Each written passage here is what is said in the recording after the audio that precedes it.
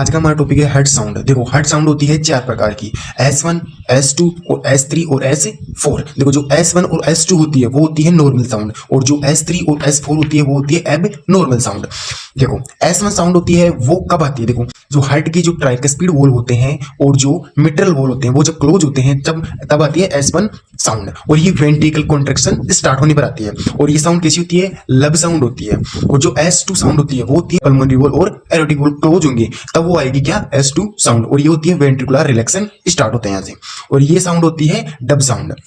अब बात कर लेते हैं एबनॉर्मल साउंड की। देखो S3 और S4 जो साउंड होती है वो होती है एबनॉर्मल साउंड। जो देखो S3 साउंड होती है वो कब आती है, जब हार्ट फेलियर की कंडीशन में हो। और S4 साउंड कब आएगी, जब हार्ट ब्लड यानी कि हाई ब्लड प्रेशर होता है तब आएगी। अगर इसके बारे में और डिटेल चाहिए तो मुझे कमेंट बॉक्स में जरूर बताइएगा। Thank you.